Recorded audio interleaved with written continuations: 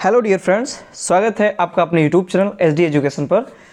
आज हम लेकर के आए हैं डेली करंट अफेयर्स की क्लास। आज 15 अक्टूबर 2024 है और हम बात करने वाले हैं रेगुलर की तरह आज की most important current affairs question के बारे में। जैसा कि आप सभी लोग जानते हैं, हम अपने इस वीडियो में डेली के जो भी इंपॉर्टेंट करंट अफेयर्स के क्वेश्चन होते हैं उन सभी क्वेश्चन को यहाँ पर कवर किया जाता है। उनका जो कुछ भी एक्सप्लेनेशन बनता है, जो कुछ भी की पॉइंट्स बनते हैं, इंपॉर्टेंट फैक्ट्स जो कुछ होते हैं उस क्वेश्चन से रिलेटेड, उन सभी को यहाँ पर कवर किया जाता है। तो अगर आप एग्जाम में बहुत ही अच्छा करना चाहते हैं, सारे क्वेश्चन अगर आप करंट अफेयर्स रिलेटेड अटेम्प्ट करना चाहते हैं, तो इसके लिए आप वीडियो को शुरू से लेकर लास्ट तक पूरी देखिए। अगर आप चैनल पर पहली बार आए हुए हैं तो प्लीज़ चैनल को वीडियो को लाइक कीजिए, चैनल को सब्सक्राइब कीजिए और वीडियो को अपने दोस्तों के साथ अधिक से अधिक शेयर कीजिए। बढ़ते हैं हम अपने वीडियो में आगे की ओर और सबसे पहले प्रश्न की बात करते हैं। आज का हमारा सबसे पहला प्रश्न है, हाल ही में स्वच्छ भारत अभियान के कितने वर्ष पूरे हुए? यानी जो स्वच्छ भारत अभियान जो मिशन है इसके कितने वर्ष पूरे हो गए हैं? ए ऑप्शन है 8 वर्ष, बी ऑप्शन है 10 वर्ष, सी ऑप्शन है 25 वर्ष और डी ऑप्शन है 12 वर्ष। तो इस प्रश्न का सही जवाब है ऑप्शन नंबर बी, यानी कि स्वच्छ भारत अभियान जो मिशन था इसके 10 वर्ष पूरे हो गए हैं। ऑप्शन नंबर बी इस प्रश्न का सही जवाब हो जाएगा। डिटेल में अगर हम बात करें तो आर्टिकल है यहाँ पर, prime minister Narendra Modi ji celebrates 10 year of Swachh Bharat अभियान, यानी स्वच्छ भारत अभियान जो है उसके 10 साल कंप्लीट हो गए हैं। अगर डिटेल में हम बात करें तो 2 अक्टूबर 2024 को महात्मा गांधी जी की जयंती जो थी 155वीं, इस जयंती के अवसर पर स्वच्छ भारत दिवस जो है कार्यक्रम वो आयोजित किया गया। और स्वच्छ भारत जो कार्यक्रम है इसका जो आयोजन का जो मेन उद्देश्य था यही था, क्योंकि 10 साल सफलतापूर्वक स्वच्छ भारत मिशन ने पूरे कर लिए हैं। आगे बात करें कहाँ पर ये हुआ, तो ये जो आयोजन हुआ वो नई दिल्ली यानी दिल्ली के जो विज्ञान भवन है वहाँ पर इसका आयोजन किया गया। यह जो कार्यक्रम है यह स्वच्छ भारत मिशन के 10 वर्ष सफलतापूर्वक पूरे होने के उपलक्ष्य में आयोजित किया गया था। आगे हम बात करें SHS 2024 का जो विषय रखा गया वो रखा गया स्वभाव स्वच्छता संस्कार स्वच्छता, यानी कि जो SHS है इसका जो फुल फॉर्म होता है स्वच्छता ही सेवा। ये भी एक मिशन के तहत इसको भी शुरू किया गया था, स्वच्छता ही सेवा, जो कि 2024 का इसका स्वच्छता ही सेवा का जो विषय है वह है स्वभाव स्वच्छता संस्कार स्वच्छता, ये इसका विषय है। बात करें अगर SHS की यानी स्वच्छता ही सेवा, ये 7 सितंबर 2024 से 2 अक्टूबर 2024 तक इसका आयोजन किया गया। बढ़ेंगे हम अपने अगले क्वेश्चन की तरफ, हम अगले क्वेश्चन की तरफ बढ़ते हैं। और नेक्स्ट क्वेश्चन की अगर हम बात करें तो अगला प्रश्न है, स्वास्थ्य और परिवार कल्याण मंत्रालय ने टीबी रोगियों के लिए मासिक पोषण सहायता 500 रुपये बढ़ाकर कितने रुपए किए हैं? यानी कि इससे पहले जो टीबी के जो भी पेशेंट थे, टीबी के जो मरीज थे, उनको 500 रुपये प्रति माह प्रदान किया जाता था। स्वास्थ्य और परिवार कल्याण मंत्रालय के द्वारा 500 रुपये उनको मिलते थे, लेकिन ये जो धनराशि है वो 500 रुपये बढ़ा करके अधिक कर दी गई है। तो कितने रुपये बढ़ाए गए हैं? तो ए ऑप्शन है 1000, बी ऑप्शन है 2000, सी ऑप्शन है 5000 और डी ऑप्शन है 1500 रुपये। तो इस प्रश्न का सही जवाब है ऑप्शन नंबर ए, यानी कि जो पहले टीबी रोगियों के लिए मासिक पोषण सहायता के रूप में 500 रुपये प्रति माह दिए जाते थे वो अब बढ़ा करके 1000 रुपये प्रति माह दिए जाएंगे। ऐसी जो घोषणा है वो स्वास्थ्य और परिवार कल्याण मंत्रालय के द्वारा की गई है कि अब 500 रुपये की जगह पर अब 1000 रुपये जो भी टीबी के मरीज होंगे उनको दी जाएगी। आप यहाँ पे आर्टिकल में भी देख सकते हैं, union health ministers unveils key initiative to boost nutrition support for TB patient and their families, यानी जो टीबी पेशेंट्स हैं एंड उनकी जो फैमिली है उनका जो न्यूट्रिशन है, उनका जो पोषण है उसको बूस्ट करने के लिए ये जो महत्वपूर्ण कदम है ये उठाया गया है। आगे हम डिटेल में बात करें तो स्वास्थ्य और परिवार कल्याण मंत्रालय ने टीबी रोगियों के लिए मासिक पोषण सहायता 500 रुपये बढ़ा करके 1000 रुपये कर दिए हैं। इस पहल का जो उद्देश्य है वह टीबी रोगियों और उनके घरेलू संपर्क होते हैं उनके स्वास्थ्य और रिकवरी में सुधार करना है, यानी कि जो टीबी के रोगी होते हैं वो जल्दी से जल्दी स्वस्थ हो सकें, रिकवर हो सकें और उनके जो भी घरेलू संपर्क होते हैं उनकी भी स्वच्छता बनाई रखी जा सके, इसका प्रमुख उद्देश्य है। बात करें टीबी रोगियों को NPY के तहत सालाना 3000 रुपये से 6000 रुपये तक की पोषण सहायता अब मिलेगी, यानी NPY के तहत भी सालाना 3000 रुपये से 6000 रुपये तक की जो पोषण सहायता है वो टीबी रोगियों को प्रदान की जाएगी। अगले क्वेश्चन की तरफ बढ़ते हैं। हमारा अगला प्रश्न है, हाल ही में किसने राष्ट्रीय इस्पात निगम लिमिटेड के सीएमडी का अतिरिक्त प्रभार संभाला हुआ है? यानी जो राष्ट्रीय इस्पात निगम लिमिटेड है इसके सीएमडी कौन बने हैं, सीएमडी का अतिरिक्त प्रभार किसे सौंपा गया है? तो ए ऑप्शन है मार्टिन सेगल, बी ऑप्शन है अतुल भट्ट, सी ऑप्शन है अजीत कुमार सक्सेना और डी ऑप्शन है रवि कुमार। तो इस प्रश्न का सही जवाब है ऑप्शन नंबर सी, यानी अजीत कुमार सक्सेना जी जो हैं इनको राष्ट्रीय इस्पात निगम लिमिटेड का अतिरिक्त प्रभार यानी सीएमडी के रूप में इनको अतिरिक्त प्रभार दिया गया है। यहाँ पे आप आर्टिकल भी देख सकते हैं। AK Saxena assumes additional charge as CMD RINL, यानी RI जो NL है इसके ये एडिशनल चार्जेस के CMD बने हुए हैं। तो अजीत कुमार सक्सेना ने राष्ट्रीय इस्पात निगम लिमिटेड के RINL के CMD का अतिरिक्त प्रभार इन्होंने संभाला हुआ है।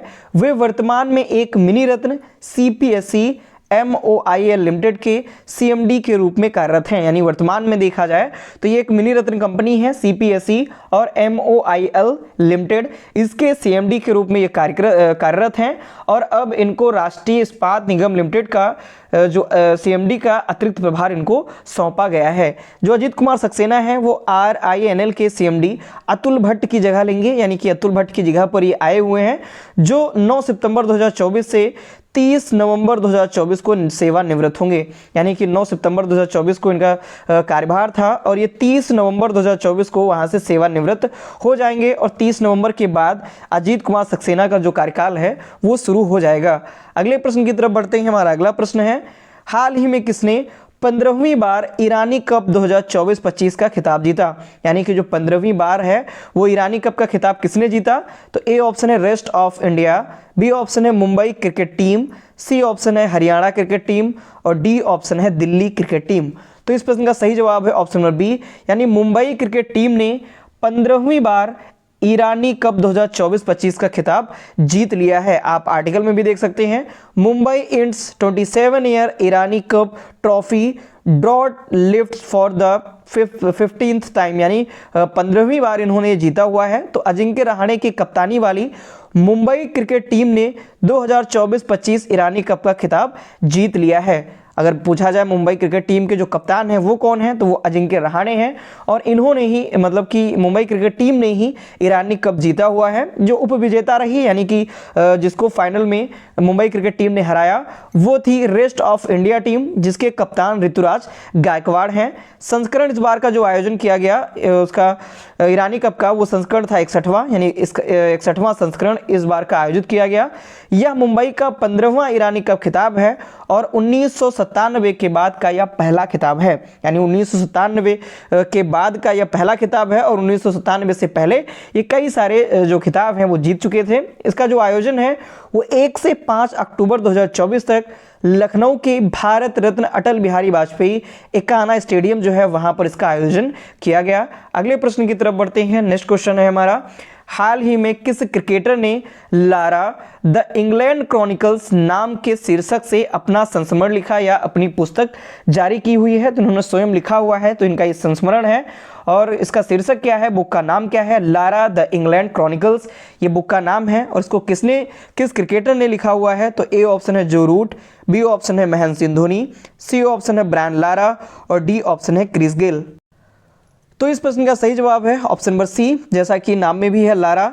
तो ब्रायन लारा जो है ये क्रिकेटर हैं और इन्होंने ही लारा द इंग्लैंड क्रॉनिकल्स नाम से अपना संस्मरण जो है अपनी पुस्तक जो है वो जारी की हुई है। आप आर्टिकल में भी देख सकते हैं ब्रायन लारा और ये लारा द इंग्लैंड क्रॉनिकल्स ये इनकी जो पुस्तक इनका जो संस्मरण है वो आया हुआ है।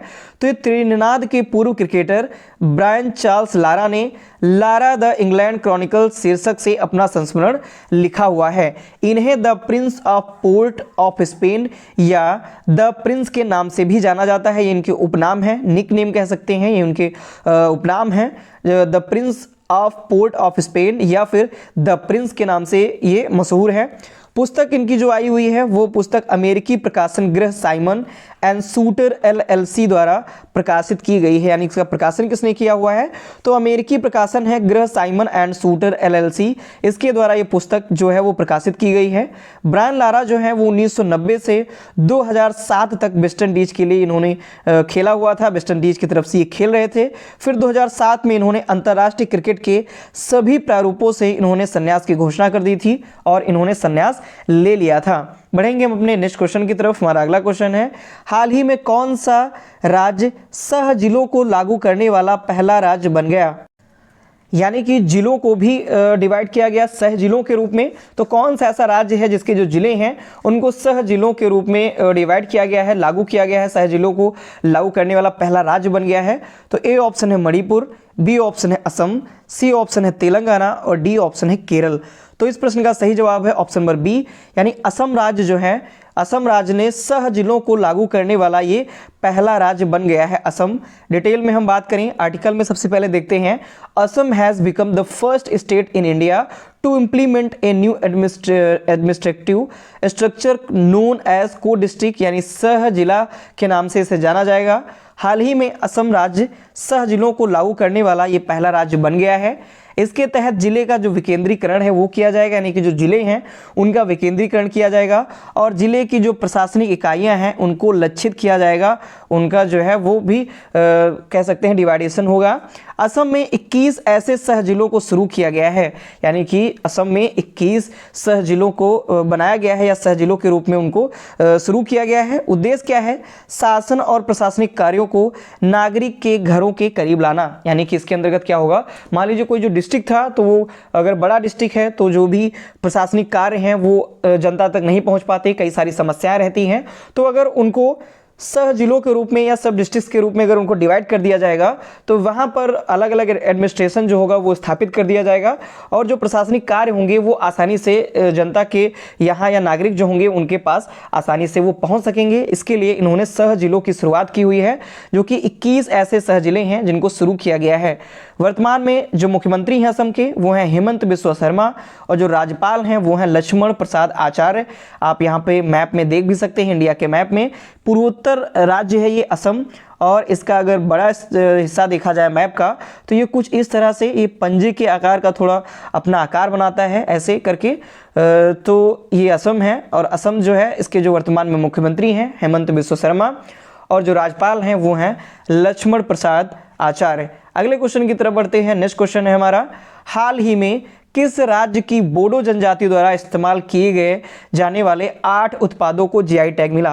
यानी किस राज्य के 8 उत्पादों को जीआई टैग मिला हुआ है और वो जो उत्पाद हैं वो सबसे ज़्यादा फेमस हैं बोबो जनजाति को लेकर, यानी बोडो जो जनजाति है इसके द्वारा ये जो उत्पाद हैं उनका इस्तेमाल किया जाता है।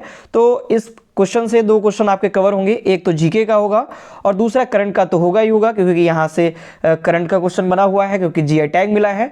और जीके से क्यों ये इंपॉर्टेंट है, क्योंकि बोडो जो जनजाति है ये किस राज्य से रिलेटेड है ये भी आपको पता चलेगा। तो इस प्रश्न के जो ऑप्शन है, पहला है छत्तीसगढ़, दूसरा है असम, तीसरा है केरल और डी है नागालैंड। तो इस प्रश्न का सही जवाब है ऑप्शन नंबर बी, यानी असम राज्य की जो बोडो जनजाति है इसके द्वारा इस्तेमाल किए जाने वाले 8 उत्पादों को अभी हाल ही फिलहाल में जीआई टैग दिया गया है। आप यहाँ पे आर्टिकल में भी देख सकते हैं, 8 products used by Assam tribe granted GI tag, यानी इनको जीआई टैग के रूप में इनको ग्रांटेड किया गया है, जीआई टैग इनको दिया जाएगा।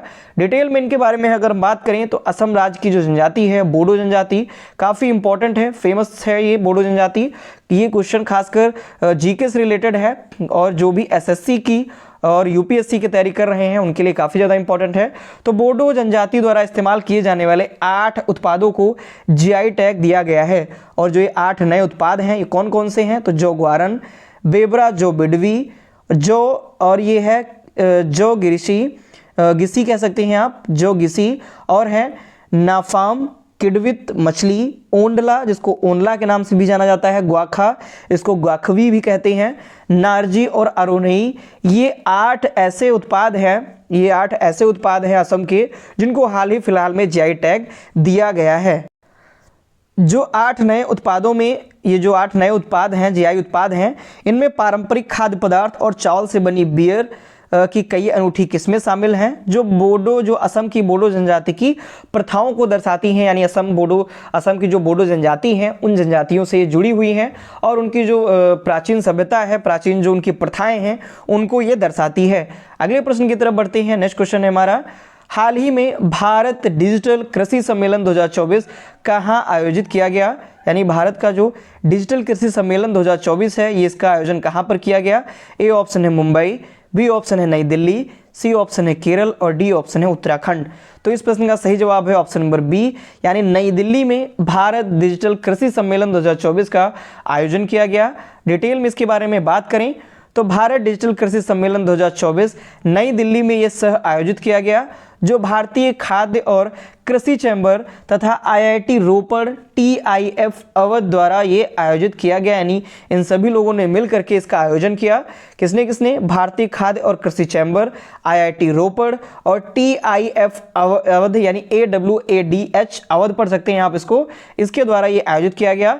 सम्मेलन ने पारंपरिक कृषि से डिजिटल कृषि में परिवर्तन की आवश्यकता को उजागर किया, यानी इस सम्मेलन में जो चर्चा की गई कि कैसे पारंपरिक जो कृषि थी, जैसे हम पारंपरिक तौर तरीकों से कृषि करते आ रहे हैं, लेकिन अब डिजिटल का ज़माना है, तो पारंपरिक कृषि से निकल के डिजिटल कृषि में कैसे परिवर्तन किया जा सकता है, कैसे उसमें डिजिटलाइजेशन कृषि में कैसे डिजिटल जो उपकरण हैं उनका यूज किया जा सकता है, इस सम्मेलन में इसके बारे में बताया गया।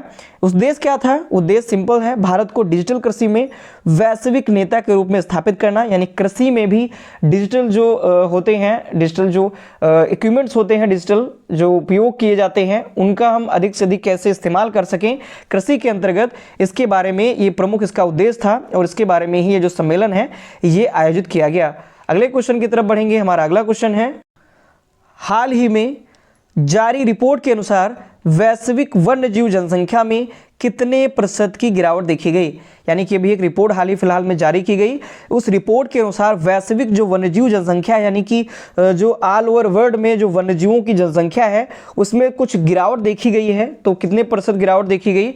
ए ऑप्शन है 62%, बी ऑप्शन है 72%, सी ऑप्शन है 73% और डी ऑप्शन है 33%। तो इस प्रश्न का सही जवाब है ऑप्शन नंबर सी, यानी कि जो एक रिपोर्ट जारी हुई है उसके अनुसार वैश्विक वन्यजीव जनसंख्या में 73% यानी 73% की जो गिरावट है वो देखी गई है। काफ़ी गंभीरता का भी विषय है, क्योंकि 73% गिरावट होना वो भी वैश्विक वन्यजीव जनसंख्या में एक चिंता का भी विषय है।